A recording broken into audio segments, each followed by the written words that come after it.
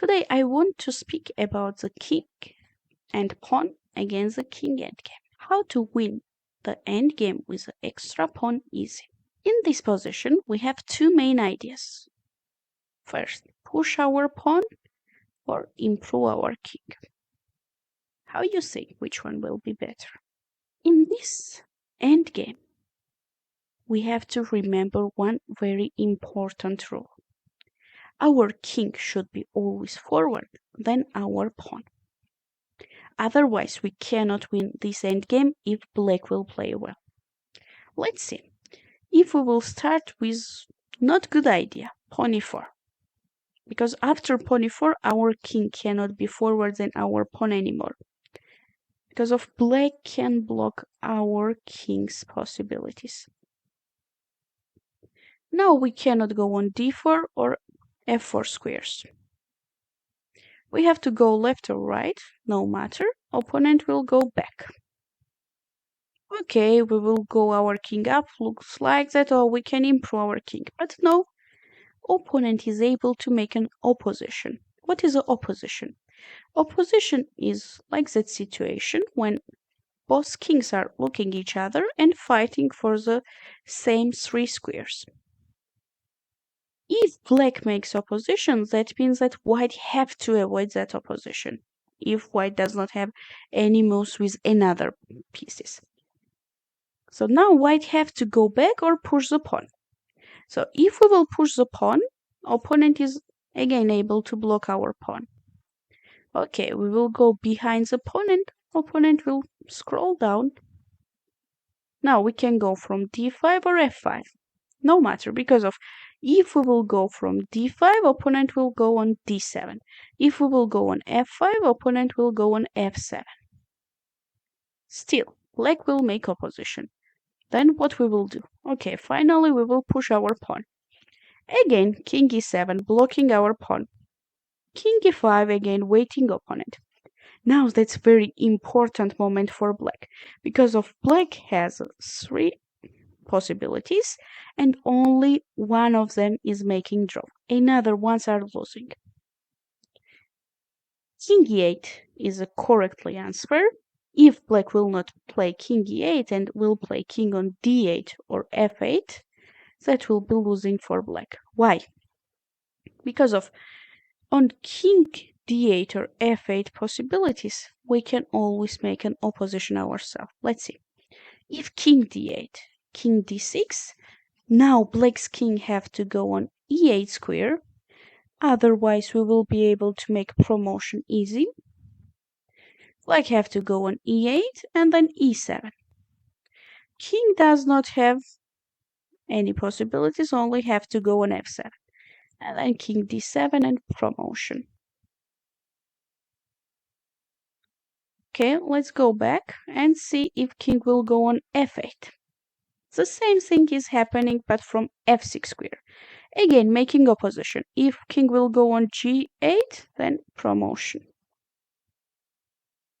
If king will go on e8, now e7. And black have to leave e8 square and then king f7 and making promotion easy. But why king e8 is making draw? Because of black is waiting white. If white will go from d6, then black will play on d8 and black will make the opposition himself. If white will go from f6, then black will go on f8 and black will make the opposition himself. Let's see. If king d6, king d8. Now what to do? If we will go back with our king, opponent will also go back with the king. So if we will push our pawn, then opponent's king is able to block our promotion. And now white have only one move to keep that pawn on the board, king e6, which is a stalemate. Black does not have any legal moves. That is not check on the board. That is a stalemate and that's draw. Okay, so that means that push our pawn is not good idea. First, we have to try to improve our king and then start to push our pawn step by step. First, let's take the important square with our king. No matter, we will go from d2 or f2. Both of them is winning. Let's go from d2. Probably opponent's king will go also up, yeah, to activate his king. Then we will go up again. And then we will make an opposition. This opposition is very important right now because of we are fighting for the important three squares. So we want to improve our king. Our king is on the 4th rank. If we want to be our king forward, we have to reach 5th rank with our king.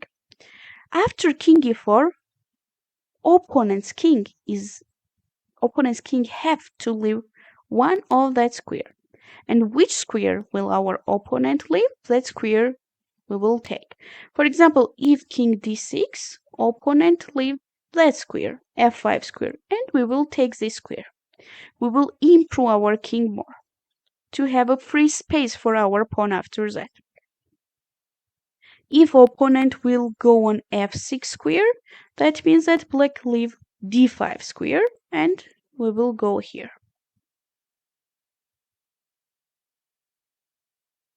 After that, what's happening? Opponent have to go back or go on f5. If opponent's king will go on f5, we're able to push pawn.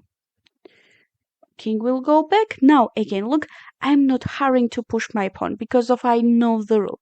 If the king and pawn will be at the same rank, or if the king will be back than the pawn, that is a draw. If our king is forward than our pawn, that's winning. So from theoretical knowledge, I know that in the position, if I will have king and pawn at the same rank, that is a draw. That means that I'm not pushing that pawn, and first I'm improving my king.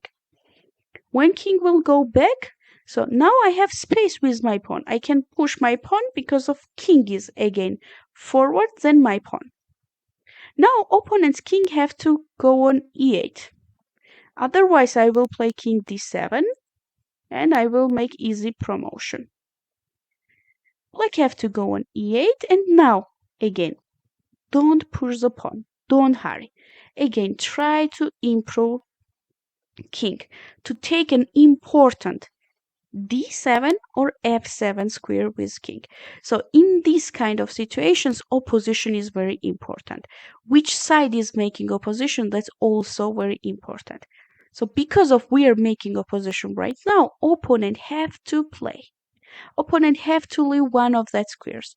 And which square our opponent will leave? We will take that square, and after that, promotion is very easy. Here we have one moment when we can reach the opposition on the d or f file. For example, if in this position we solve king e6 move, but let's see if opponent will go on king d6. Of course, we are making an opposition with a king d4 again, and we are fighting for these three squares, c5, d5, and e5. But here is one very important thing that we really don't want c5 square to use, because of c5 square is very far from our pawn. I will show you example. For example, if the king will go on e6, now we are fighting for these two squares with both kings, but opponent left c5 square without control. But now we really don't want to go on c5 because of after that opponent's king is able to go and take our pawn. So that's why we will make an opposition on the file where is our pawn. Because of now that three squares are really important for our king. And we solve that position. Which square our opponent will left? For example, opponent will left f5 square, then we will go from f5. So if opponent will go back again, I will repeat the opposition. Then I will take the better square to make more space for my pawn. Now it's time to push pawn because I have a space. My king is forward than my pawn. Then I can push my pawn again. Now black have to play king e8.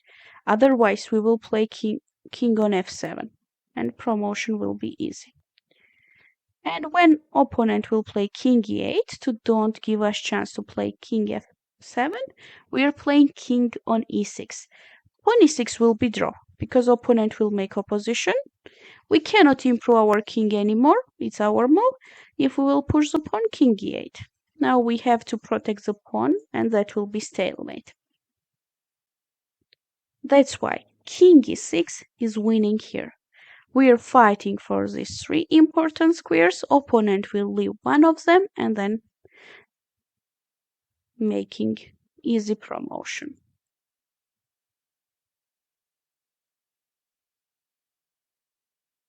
Yeah.